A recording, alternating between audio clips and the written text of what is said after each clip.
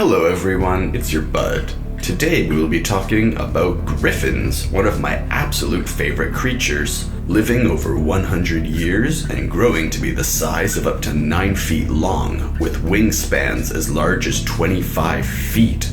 They are the perfect combination of the soaring eagle and the prowling lion, having a few variations depending on which griffin you see.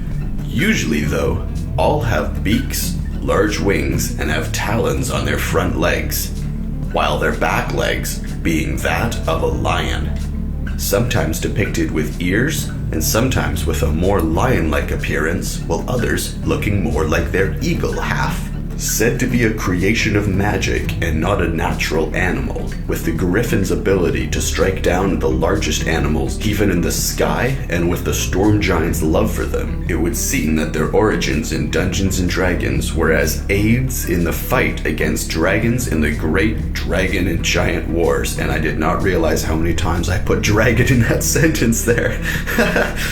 Anyways, oops. So they were probably made by the giants, considering how much the storm giants love them. In our world, though, in the real world, griffins were the natural combination of the lion, the animal of kings in the ancient times, and the eagle, the so-called king of birds. Mixing the two formed the griffin, whose name possibly means curved, like the beak it possessed, though this is not confirmed, as one of the other possible origins of the word holds it to be from an Anatolian word, Akaidan caribou, which is winged creature, and then there's a phonetically similar, the caribou and cherub for some reason. I'm getting that the caribou, winged creature, and cherub were somehow like root words for griffin, which I don't understand because phonetically they don't hold the same, but just for your information, there might be a link between cherubs and winged creatures from Anatolian words. Anyways, griffins are vicious hunters, holding all the instincts of their two halves of raptor and lion, known for being able to lift a horse and rider off the ground by themselves, and sometimes even hunting in larger groups of 2 or 3, or as many as 6 in one location if there's enough food to support them. My introduction to griffins was in the movie Quest for Camelot, which has some really good moments, but was never my favorite movie. The characters, though, were some of my favorite. I really liked the blind guy with the peregrine falcon. Well, actually, I hated his personality, but I liked the design of his character. And the giant troll, or the giant thing they fight at the end, was awesome. But my favorite part of that movie was the griffin. It looks so evil looking with such personality, and it's still the very first thing I think of whenever I hear the word griffin is just this, it's awful. I'm going to be using so many pictures and gifs from the movie. I hope you enjoy. I don't know if you ever saw this movie, but if you haven't, look at this guy. He looks pretty cool. As well, I always thought that a griffin fruit in One Piece would be fucking perfect. Flight in the stormy seas with sharp razor talons and a piercing beak that can slash sails as easily as it could slash through people. Equipped with hockey, someone with the griffin fruit would be a devastating foe. For those unaware of the rules of One Piece, you eat a fruit and gain a power, but you lose the ability to swim in the sea. While in the ocean, you have all strength drained from you, and then you sink into its depths and drown. That's what makes the griffin fruit so powerful. It would enable its user to have the ability of flight, and then would be able to avoid falling into the sea. It would make the vertical traversal of the ship much easier, whether to unfurl or haul in the sails. I don't really think there's too much of a difference between D&D and One Piece. Just say hockey for one, while you say mana for the other. I'm not sure how long ago I thought of the griffin fruit in One Piece, but it was most likely when I discovered who Marco the Phoenix was. Marco has the phoenix fruit in One Piece, one of the few mythological Zoan-type fruits. And I thought, what would be the others? In One Piece, the people that can transform usually have a few different stages of transformation. Chopper has 7, but he unlocked his with drugs and medical knowledge. Anyways, that means the griffin fruit could give 3 or 4 different transformations, but that's only if we're talking about One Piece here. Griffins have been in human culture for thousands of years, even with images first appearing around 3000 BC. The variation that exists really surprised me. The one that really surprised me was from Crete. It's a peacock-looking griffin that looks super regal and unique.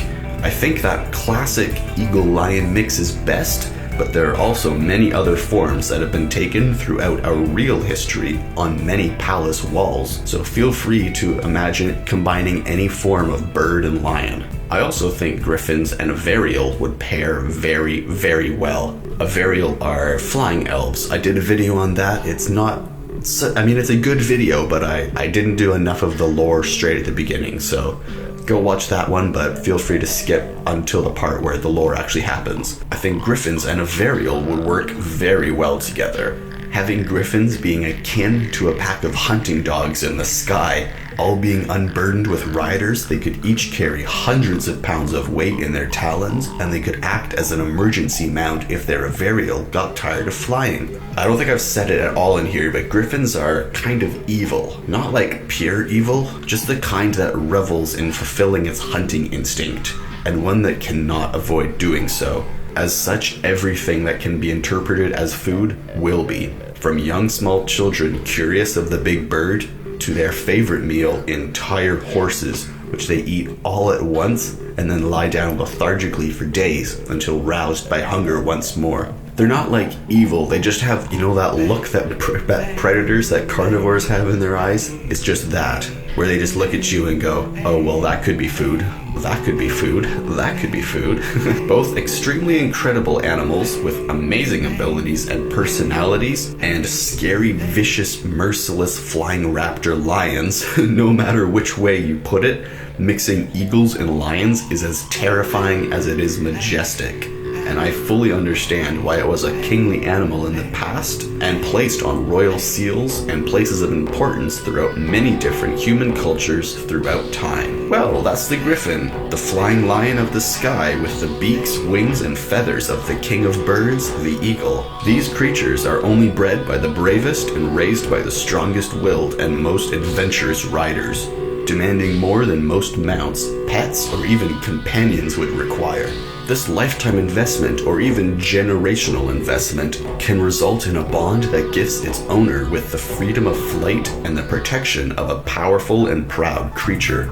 And encountered in the wild, these beasts can quickly tear an adventuring party to pieces, able to call for their mate, and to quickly double the amount of damage able to be dealt to your surprised party. And Mistra help you if you wander into a roosting area full of griffins. 1 or 2 are doable for a lucky party with good teamwork, but any more most certainly spells death. Well, thanks for watching everyone, I hope that you enjoyed. If you did, please leave a like, it really helps me out and shows me that you want more of this topic. Subscribe for daily videos and leave any questions or suggestions in the comments below, and I'll see you in tomorrow's video.